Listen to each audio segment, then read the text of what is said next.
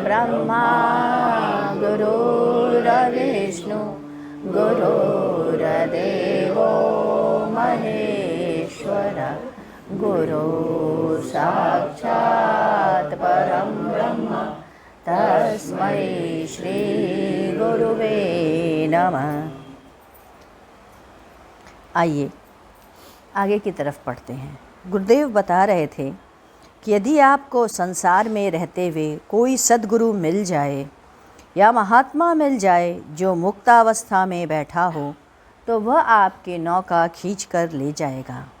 वह आपको उसमें अपने पास बैठाएगा, खिलाएगा।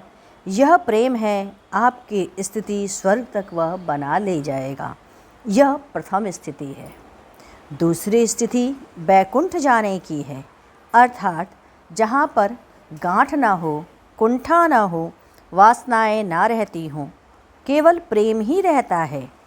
वहाँ सभी विष्णु रूप दिखाई देते हैं। यदि पत्नी अच्छे स्तर की है तो पति को छोड़कर किसी को नहीं मानेगी और केवल भगवान से प्रेम करेगी और सीधे उस लोक में वह चली जाएगी। तब तक आप वहीं रहोगे।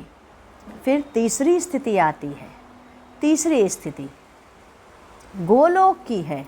यहाँ इंद्रियाँ यह जान लें पूर्ण रूप से भगवान के लिए ही रहती हैं।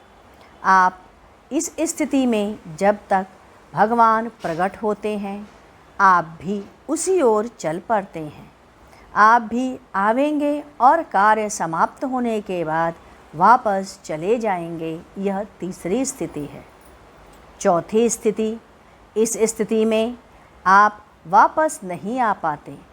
यहाँ आप आनंद में डूबे रहते हैं। यदि स्त्री और पुरुष दोनों की स्थिति एक रहती है, तब वे दोनों एक हो जाते हैं। आद्या शक्ति हो जाते, शिव तत्व से युक्त हो जाते हैं और पुनः नहीं आते।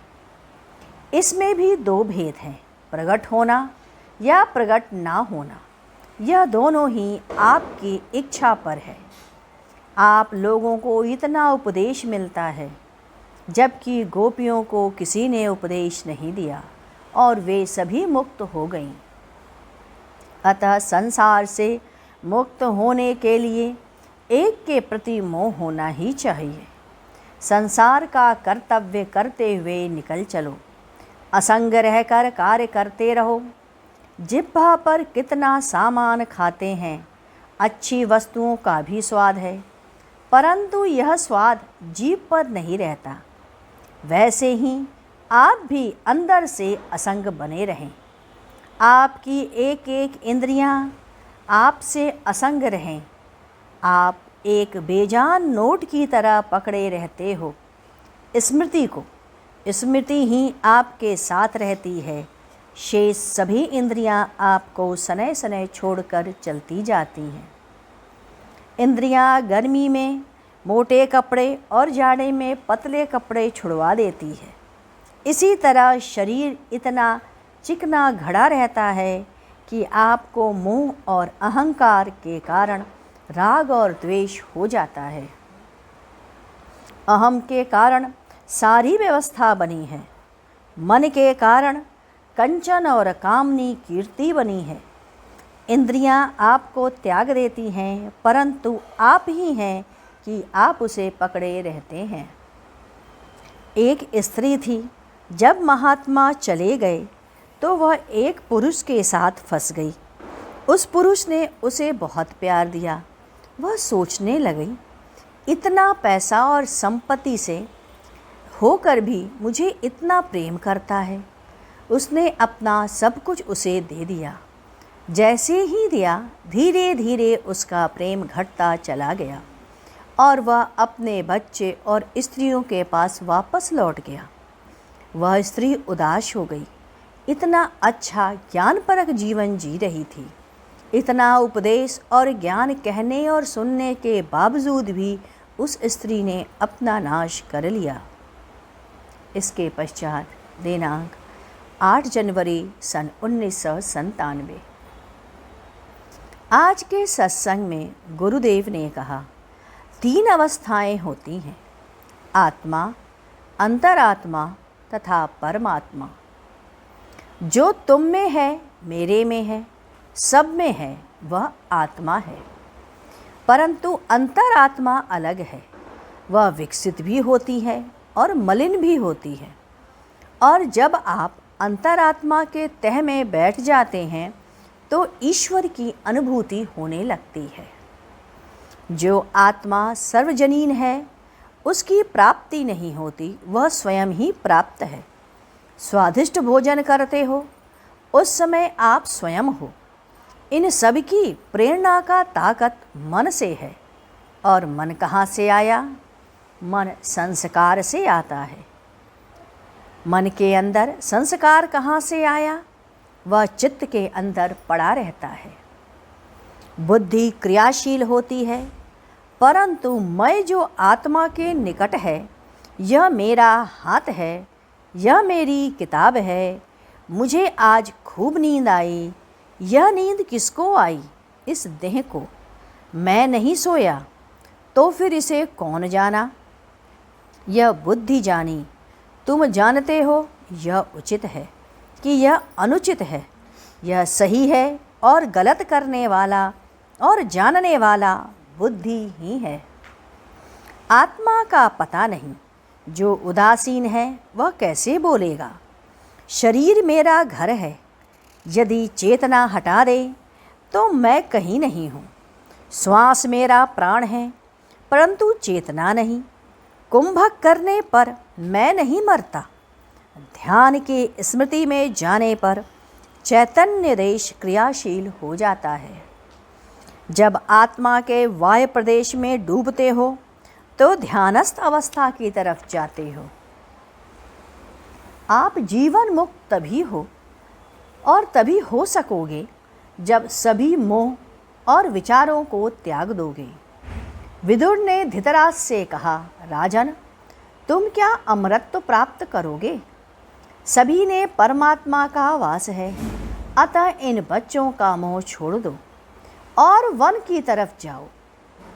कुंती ने गांधारी को समझाया कि मेरी आत्मा मेरे अंदर बसती है।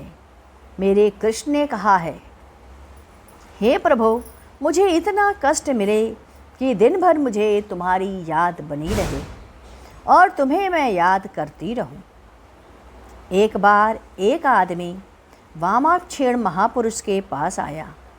कहा, अमुक आदमी ने कहा है कि निश्चित तारीख को सांप के काटने से मर जाओगे।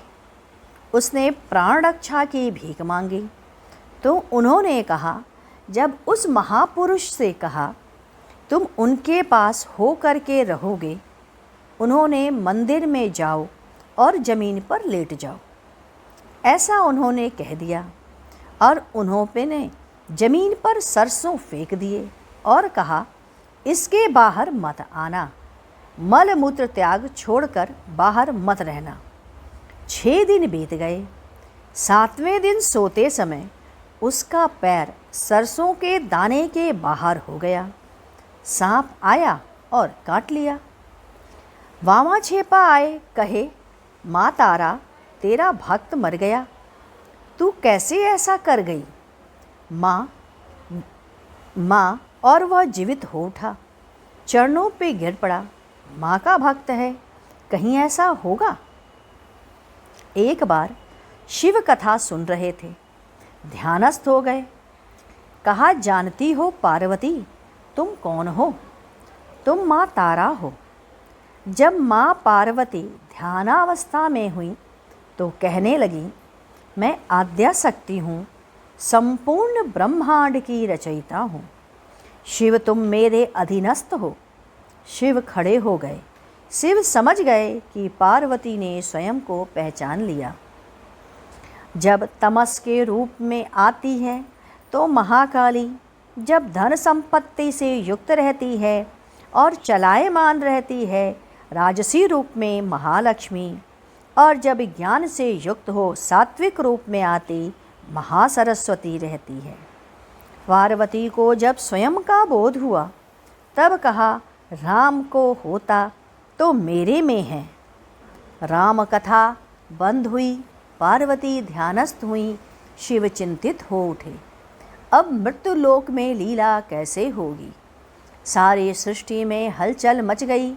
देवताओं ने प्रार्थना की, तब पार्वती का ध्यान भंग हुआ और शिव ने कथा प्रारंभ की, परंतु इस बार पार्वती में वह रुचि नहीं रही। आइए अब हम लोग गुरु वंदन करें।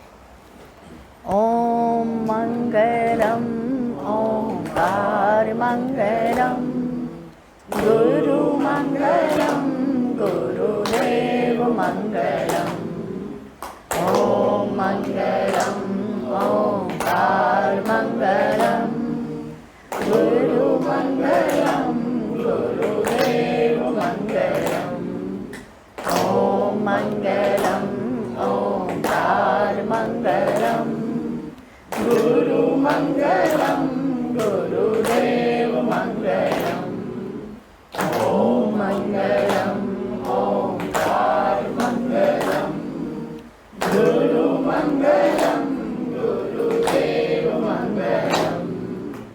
ओम मंगलम ओंकार मंगलम, गुरु मंगलम गुरुदेव मंगलम। ओम मंगलम ओंकार मंगलम, गुरु मंगलम गुरुदेव मंगलम। बोलिए सद्गुरुदेव की जय।